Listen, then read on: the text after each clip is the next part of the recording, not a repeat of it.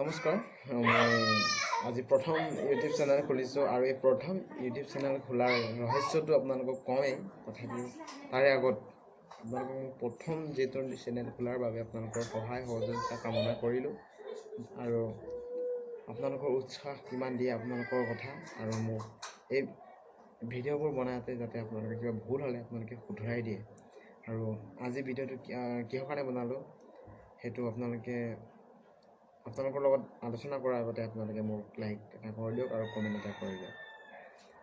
আজি মই ভালকৈ ইমানকৈ নাজানো বাৰু। ভিডিঅ'টো আৰম্ভ কৰোঁ। প্ৰথমতে মই বিশেষকৈ ক'ব বিচাৰিছোঁ যে আমাৰ অসমৰ টিকটকাৰ ইউটিউব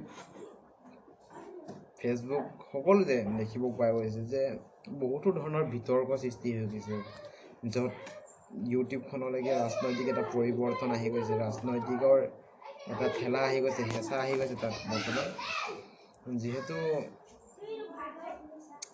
এক প্ৰকাৰ ক'বলৈ গ'লে এইখিনি বহুতো ধৰণৰ জেমেলাত ফচি গৈছে মানুহবোৰ, কাৰণ এতিয়া কাৰোবাক লৈ কাৰোবাৰ জীৱন এটা বেয়া হৈ গৈছে, কাৰোবাক লৈ জীৱন ধ্বংস হৈ গৈছে। এইবোৰ গোটেইখিনি আমাৰ নেটৰ কাৰণে হৈ আছে। অকল যে এণ্ড্ৰইড মোবাইলটো আছে,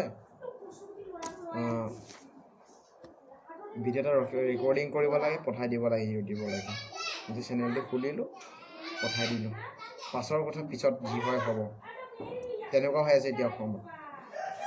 টিকটকত ক'বলৈ গ'লেতো টিকটকতো মই ক'বলৈ নাযাওঁৱেই, কাৰণ টিকটকত আমাৰ যিখিনি হৈ আছে, কিছুমান ল'ৰাকো ধৰিব পৰা নাই যে ছোৱালী নে ল'ৰা, বোৱাৰী নে গাভৰু, একো ধৰিবই নোৱাৰা হৈছে টিকটকত।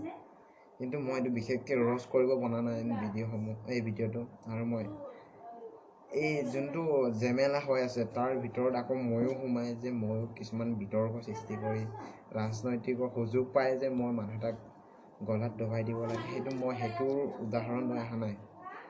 কাৰণ আজি বহুত দুখ লাগিছে, মই টিকটক ইউটিউব এইবোৰ চাবই নোৱাৰি মানে আজিকালি কি হৈছে, পাৰ্ট 1 পাৰ্ট 2 এইবোৰ কি হৈছে বাৰু।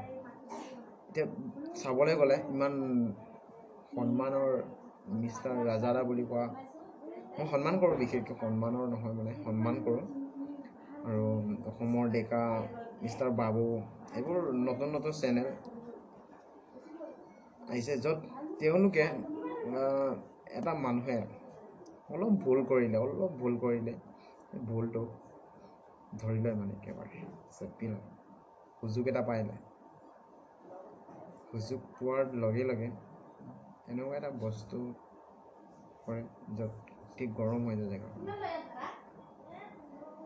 এতিয়া মই বিশেষকৈ বিতৰ্কলৈ যাব বিচৰা নাই, বাৰে বাৰে কৈছোঁ যে এইটো ইউটিউব জগতখন অসমত, বিশেষকৈ অসমত ক'বলৈ গ'লে এটা ৰাজনৈতিকলৈকে পৰিৱৰ্তন দিছে। হয় নহয় আপোনালোকে এবাৰ ভাবি চাওক যে মিষ্টাৰ ৰাজাই পষ্টটো কেনেকৈ কি হ'ল নাজানো, তথাপিও ইমান হৈছোঁ, তেওঁ ইউটিউবাৰ আছিলে, তাইক পাই গ'ল সময় সুযোগ, গতিকে তাইক ডিঙিত ধৰিলে, ডিঙিতে ধৰি উশাহটো নোপোৱালৈকে কৰি পেলালে, আৰু এতিয়া উপায় নাইকিয়া হৈ গৈছে। আৰু অসমৰ ডেকা সকলোৱে ভাল ভিডিঅ' বনায়, আৰু সকলোকে মই লাইক কৰোঁ, সকলোকে কমেণ্ট কৰোঁ, কিন্তু এনেকৈ এটা পৰিস্থিতি ভাল নালাগে। আৰু ৰ'ষ্ট কৰিছে, কিছুমান শব্দ দিছে, এনেকুৱা শব্দ দিছে য'ত নিজৰ ভণ্টি বাইদেউ মা দেউতাৰ আগত যে সেই শব্দবোৰ শুনি ভালেই নালাগে। মানে ভালকৈ ৰ'ষ্ট কৰিছে ন, আপোনালোকে বুজাইছে বা ৰ'ষ্ট কৰি আপোনালোকে বুজাইছে তেওঁলোকক, ভাল শব্দ এটা বুজাওক। আৰু এনেকুৱা ভাইৰেল কৰিছে যে ঢেকীয়া পাৰ্ট 1 পাৰ্ট 2, আপোনালোকে তেওঁলোকক বুজাইছে, ধৰি লওক বুজাই পঠাই দিলে, আপোনালোকে ভাল মানুহ আনৰ মুখত, কিন্তু আপোনালোকে যে ভিডিঅ'বোৰ ভাইৰেল কৰিছে, কওক এতিয়া কোনে ভাল, তেওঁলোক ভাল নে আপোনালোক ভাল? মই প্ৰশ্ন কৰিব বিচাৰিছোঁ। মই বিশেষকৈ এই ভিডিঅ'টো লৈ বিতৰ্ক সৃষ্টি কৰিব বিচৰা নাই, প্লিজ মই হাত জোৰ কৰি কৈছোঁ যাতে কোনো এই ভিডিঅ'টোক লৈ বিতৰ্ক সৃষ্টি নকৰে। মই একেবাৰে বিতৰ্কত সোমাই বেয়া পাওঁ আৰু যাতে মই এইটো কথাখিনি মানে এনে আলোচনা হিচাপে কৰিছোঁ। আজিলৈ বেছি দীঘল নকৰোঁ ভিডিঅ'টো। জয় আই অসম।